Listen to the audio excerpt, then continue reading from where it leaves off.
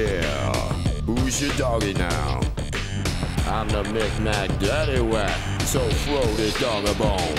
I knew pretty quickly on I wanted to either be a forest ranger or Tarzan. Those were my big goals, and that didn't really pay. It just doesn't work. So I thought, what am I gonna do? And then all of a sudden I'm watching, the TV was on, and this show came on called Sesame Street. And that was one of these moments in my life. It was just, bam, that is what I want to do.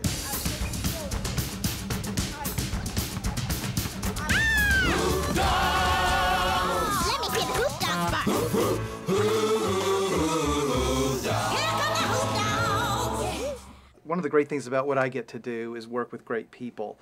And at the very center, that's my partner, David Campbell. We met at a church over on the east side here in New York City. And we met and just became friends. We hung out, double dated, all the stuff you do when you're hanging out in the city. Many, many years later, we had a chance to start working together when I had sold an idea to Nickelodeon called Doug. And that was the beginning of us starting our company together. And we made Doug and PB&J Otter and Stanley and JoJo's Circus and all this stuff over the last 14 years together. And to me, the amazing thing about it is we still like each other. We still talk to each other. He's funny. Jim, there is no pizza in Cartoon Pizza! Told ya. And then a friend came to us and said, hey, you guys should do a series about the 10 Commandments for kids. And Jim and I looked at one another. Let's see, murder. Adultery. Covet. Perfect. Ladies and gentlemen, presenting the Wobble Hill Storytime players reenacting the second commandment. You shall not make for yourself any idol. In Exodus. I think the show's special for me because it may be the funniest thing we've ever done. And yet it's religious in nature. Yo, back in the beginning, God saw man was sinning, so he gave commandments 10. God's not down with sin. Amen. Oh, Chad, you're lying down that fat bait tonight. The Bible is filled with stuff that it's our job as parents and people at the church we go to and whatever to teach our kids things that are relevant to today. You know, sort of blow the dust off of what feels like old or obscure. It really isn't. It's actually extremely important to making your life happy and fulfilling, and so we're trying to do that with these stories. Right, and that's what, that's really the thing we landed on, the principle that we landed on about the whole series was happiness. That really what lies behind the 10 Commandments is God's desire for us to lead happy lives. And these are sort of instructions on how you can do that, sort of a how-to manual. I think we picked starting with no idols because in some ways it's the trickiest. You get sucked into loving something too much or worshiping something too much, and it's kind of all around you before you even know it. It was worth blowing all my allowance on this action figure. It's perfect. It's perfect. It's perfect. It's perfect. I get teased a lot for being the namer of all these shows and come up with the names of characters or the silly names of places. And Chad Dimble's coming right out of just current election things coming up and about when you vote. And they're the dimpled Chads they talked about that they didn't know whether they counted or not. And my brain just flipped it. Chad Dimple, that's a keeper. Every time you look at my head, you'll be reminded, no idols. Idols bad, Chad good. Isn't that right, Rebecca Ruth St. Esther Eve? I think my favorite characters are Chad Dimple and Rebecca Ruth St. Esther Eve. You know, they're adult characters and they're goofy adult characters who try to do the right thing but always get it somehow screwed up just a little bit. And they're very funny. They're familiar characters that are just twisted enough that I think everybody will not only relate to them, but think they're funny. Good people.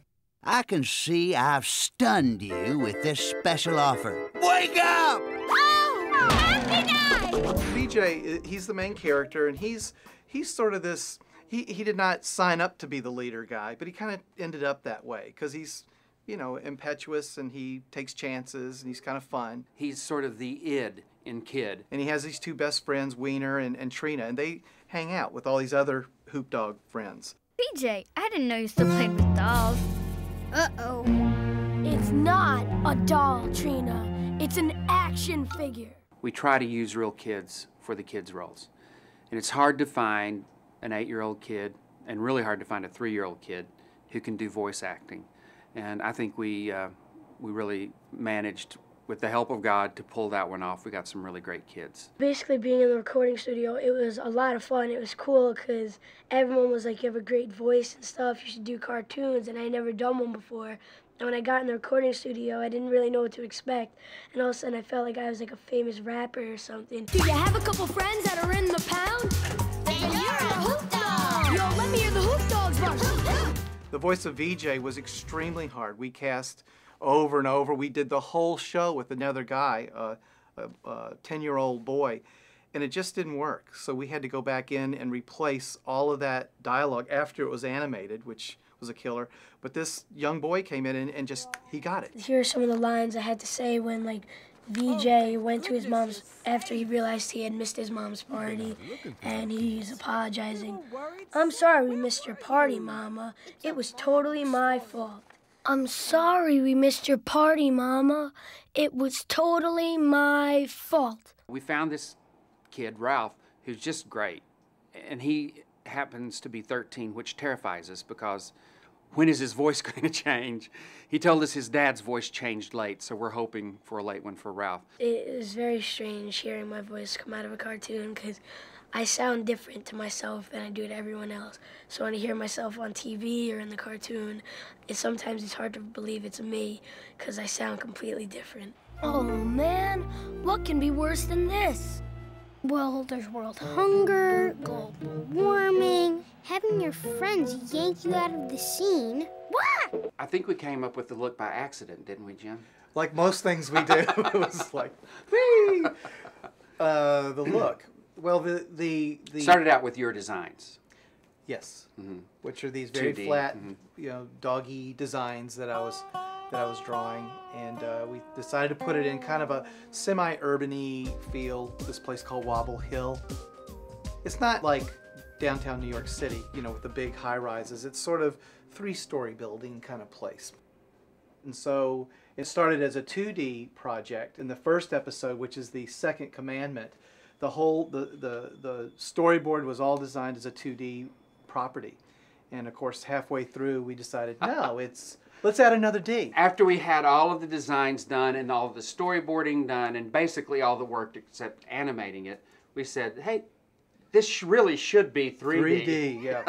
So anyway. So it's 2.5D or 3.5D. But it's still neat because it's like this very flat-looking thing when we put the line back around the characters. But once it went into 3D, when the camera starts moving or you go around, it just looks neat and different. My character's name is Hutney, and he lives in a purple house on Wobble Hill. His family is his mom, his brother VJ, and his grandpa, whose name is Grandpa Mo. What's he up to? Grandpa Mo? If you're interested in previews of new HoopDogz to come or other shows that we're working on like Monster Trucks, or if you want to see more about what we do here at Cartoon Pizza, we have a website, and it's www.cartoonpizza.com. I know that's a surprising name for a website, but that's it. Somebody say amen. Is that potato salad? HoopDogz!